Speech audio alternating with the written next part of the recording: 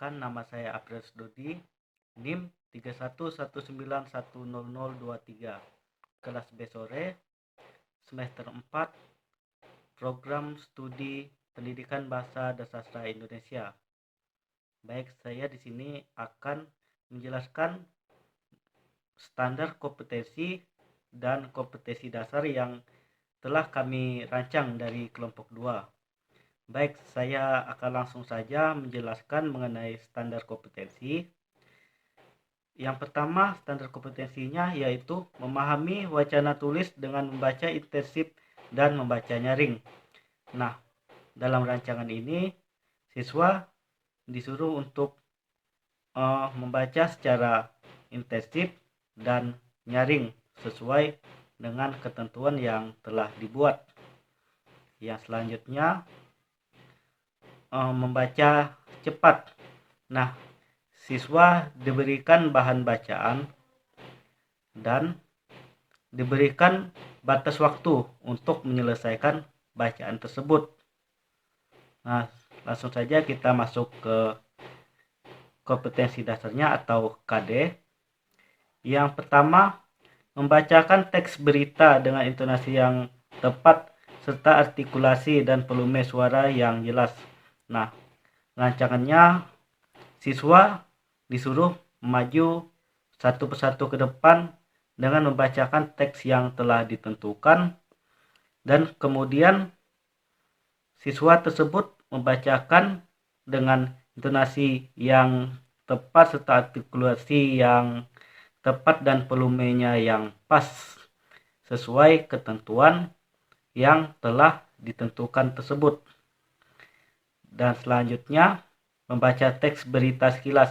Nah, siswa di sini kembali diberikan teks dalam teks berita.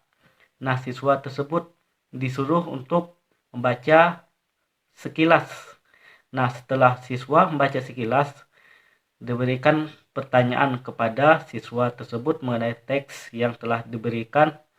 Apakah siswa tersebut telah paham dengan hanya membaca sekilas dari teks berita tersebut. Selanjutnya, membaca teks pidato. Nah, membaca teks pidato ini siswa disuruh untuk membuat teks pidato.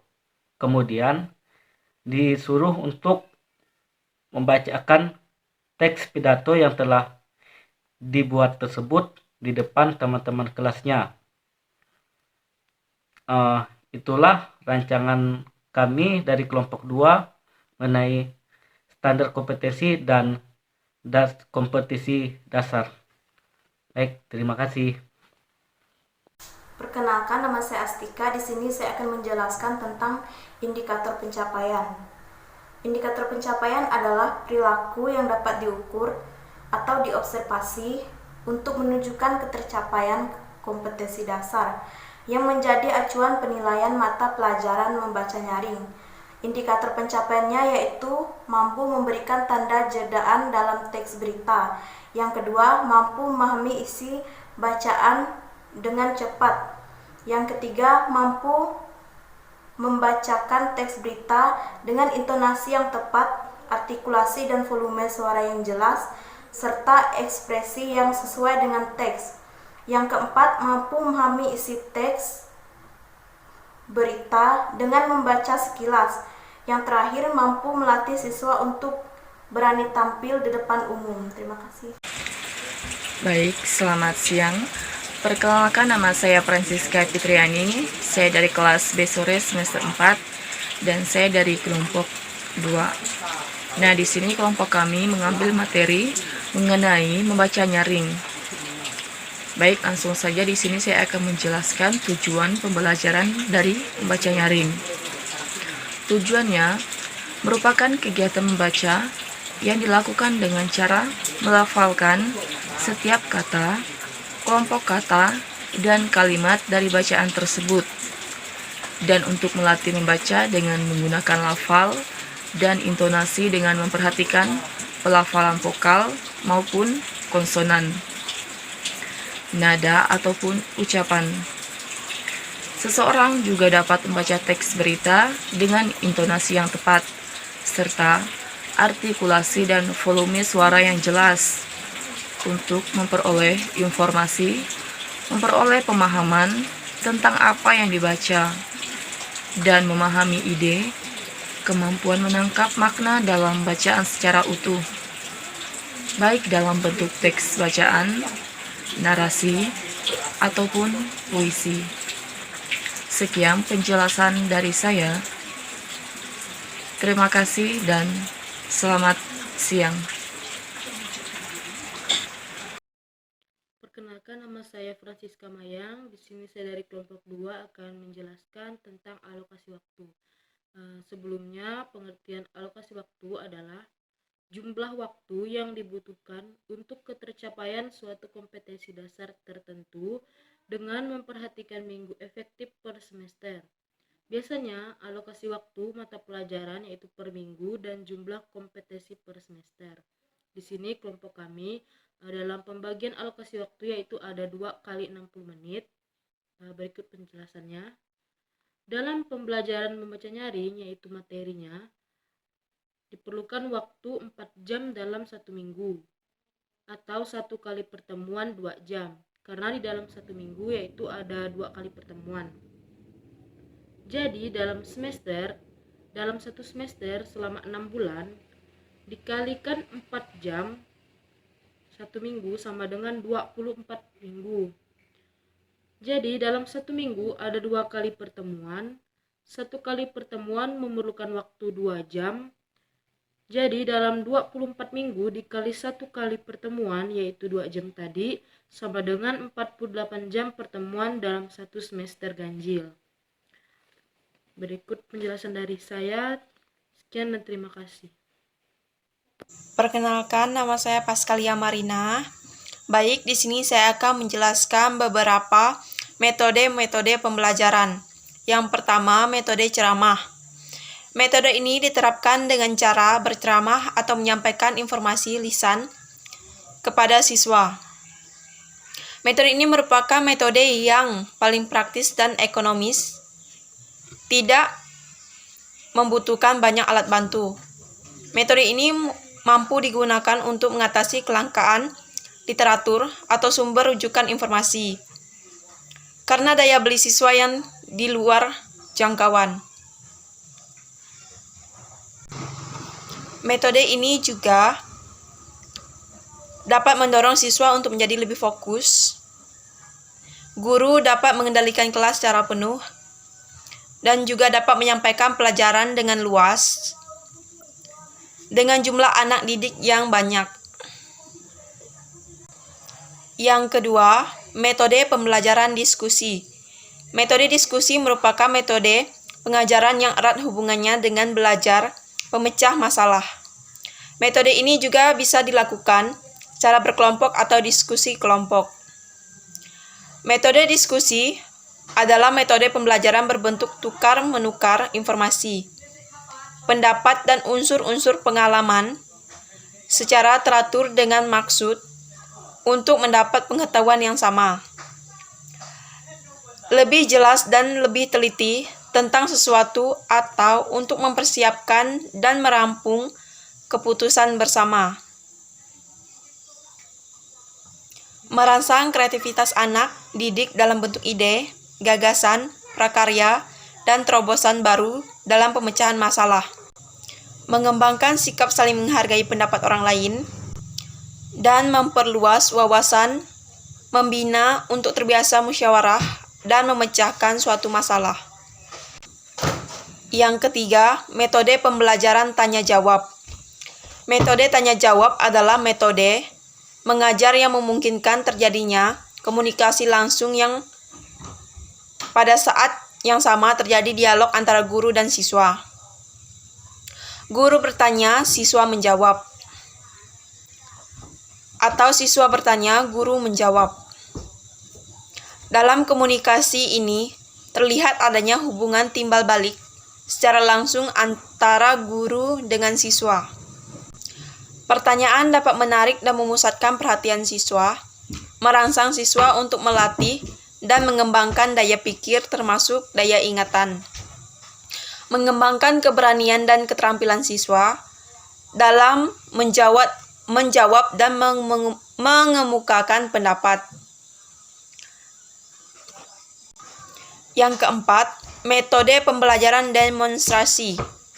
Metode demonstrasi merupakan metode mengajar yang sangat efektif, sebab membantu para siswa untuk mencari jawaban dengan usaha sendiri berdasarkan fakta yang benar.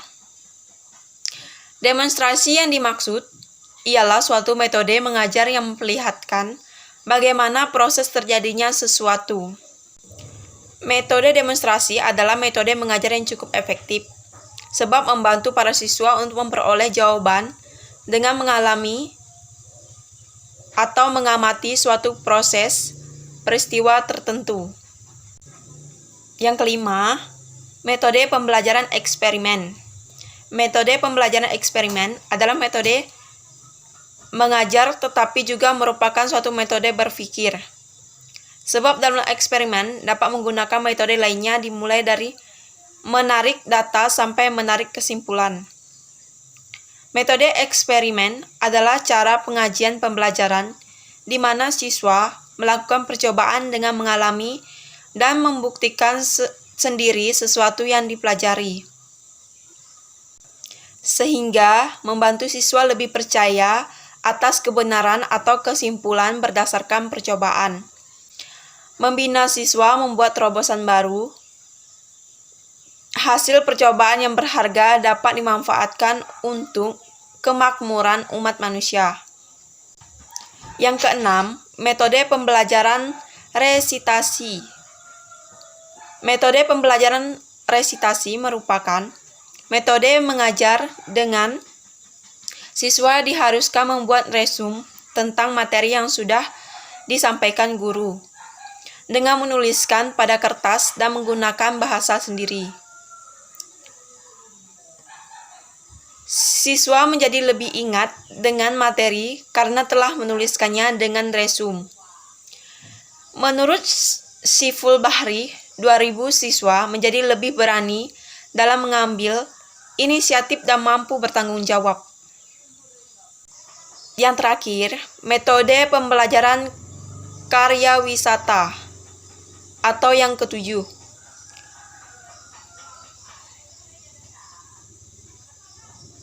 Metode pembelajaran yang juga kerap digunakan adalah metode pembelajaran karya wisata. Metode karya wisata di sini berarti kunjungan di luar kelas. Jadi, karya wisata di atas tidak mengambil tempat yang jauh dari sekolah dan tidak memerlukan waktu yang lama. Karya wisata dalam waktu yang lama dan tempat yang jauh disebut studi tour. Memiliki prinsip pengajaran modern yang memanfaatkan lingkungan nyata, membuat relevansi antara apa yang dipelajari dengan kebutuhan di masyarakat, merangsang kreativitas siswa, bahan pelajaran lebih luas dan aktual. Di sini saya akan menjelaskan tentang kegiatan pembelajaran. Dalam kegiatan pembelajaran dibagi menjadi 3 bagian. Yang pertama pendahuluan, dan yang kedua kegiatan inti, dan yang ketiga adalah kegiatan penutup. Yang pertama dalam pendahuluan, guru wajib, poin yang pertama menyampaikan peserta didik secara psikis dan fisik untuk mengikuti proses pembelajaran. Dan poin yang kedua, memberikan motivasi belajar kepada peserta didik sesuai dengan manfaat dalam materi yang diajarkan. Poin yang ketiga, mengajukan pertanyaan-pertanyaan yang berkaitan dengan penyampaian sebelumnya. Poin yang keempat, menjelaskan tujuan belajar atau kompetensi dasar yang akan dicapai. Dan poin yang terakhir, menyampaikan cangkupan materi dan menjelaskan uraian kegiatan sesuai silabus. Pembelajaran dan sumber pembelajaran. Sumber belajar sendiri sesuai dengan karakteristik peserta didik dan mata pelajaran. Kegiatan inti sendiri terbagi menjadi 3 bagian. Yang pertama yaitu sikap, yang kedua pengetahuan, dan yang ketiga adalah keterampilan. Dan kegiatan penutup Dalam kegiatan penutup, guru bersama peserta didik baik secara individual maupun kelompok melakukan refleksi untuk mengevaluasi kembali rangkaian kegiatan dan aktivitas pembelajaran dan hasil-hasil yang diperoleh dan memberikan umpan balik terhadap proses dan hasil pembelajaran.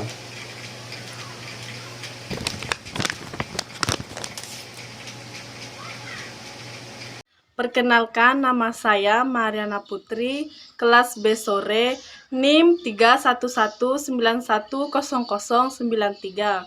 Di sini saya menjelaskan tentang penilaian hasil belajar. Sebelumnya, ada yang terdapat dalam penilaian hasil belajar, yaitu siswa dapat memahami meskipun dengan akses tertentu. Yang kedua, ada masalah dalam pengucapan sehingga membuat pendengar harus fokus dan kadang-kadang menimbulkan kesalahpahaman. Yang ketiga, siswa terkadang adanya kekeliruan tata bahasa, namun tidak berpengaruh. Sering menggunakan kosakata yang tidak tepat sehingga menjadi terbatas. Penggunaan kosakata yang salah sehingga tidak dapat dipahami, serta seluruh isi bacaan dapat dipahami meskipun sesekali ada pengulangan pada bagian teks.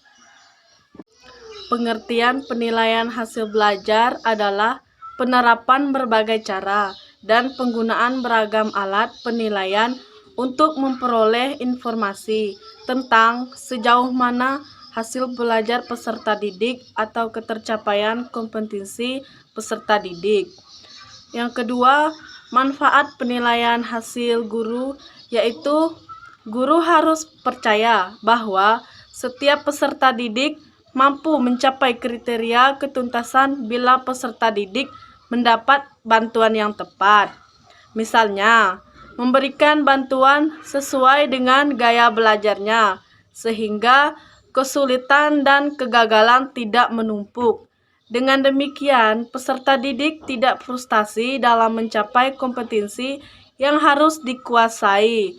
Guru dapat memanfaatkan penilaian hasil belajar untuk perbaikan program dan kegiatan pembelajaran. Yang ketiga, bagaimana memerlukan penilaian hasil belajar, yaitu untuk mengetahui tingkat penguasaan peserta didik terhadap materi yang telah diberikan, dan mengetahui tingkat kemajuan dan kesesuaian hasil belajar peserta didik dengan standar kompetensi dan kompetensi dasar yang telah ditetapkan. Hasil penilaian harus menggunakan berbagai alat instrumen, baik yang berbentuk teks maupun non-teks. Adapun terdapat 3 aspek, yaitu yang pertama, aspektif, yaitu sikap dan nilai atau mencakup kecerdasan antar pribadi, dengan kata lain kecerdasan emosional. Yang kedua, promotif, yaitu pengetahuan pencapaian kemampuan ingatan tentang hal yang telah dipelajari, dan pemahaman mencakup kemampuan menangkap arti dan makna tentang hal yang dipelajari untuk menghadapi masalah yang nyata dan baru, misalnya menerapkan apa yang dipahami. Sedangkan yang aspek yang ketiga yaitu psikomotor, yaitu keterampilan atau yang mencakup kecerdasan kinestetik, kecerdasan visual, spasial, dan kecerdasan musikal.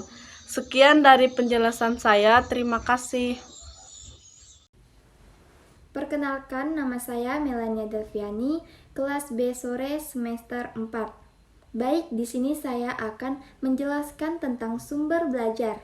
Sumber belajar adalah segala daya yang dapat dipergunakan untuk kepentingan proses pembelajaran, baik secara langsung maupun secara tidak langsung, di luar diri peserta didik yang melengkapi diri mereka pada saat pembelajaran berlangsung. Penentuan sumber belajar berdasarkan pada standar kompetensi dan kompetensi dasar. serta materi ajar, kegiatan pembelajaran, dan indikator pencapaian kompetensi. Sarana dicantumkan khusus sebagai alat bantu yang dipakai untuk penyampaian pembelajaran. Sarana yang memang seharusnya ada di kelas tidak perlu dicantumkan buku-buku yang wajib dipakai dengan menunjukkan halamannya. Contohnya seperti buku paket Bahasa dan Sastra Indonesia kelas 10 SMA Santo Fransiskus Assisi, Pontianak. Contoh yang kedua yaitu dari pengalaman belajar yang telah guru sampaikan saat mengajar pada mata pelajaran Bahasa Indonesia kelas 10 SMA semester ganjil. Sekian dari saya, kurang lebihnya saya minta maaf. Terima kasih.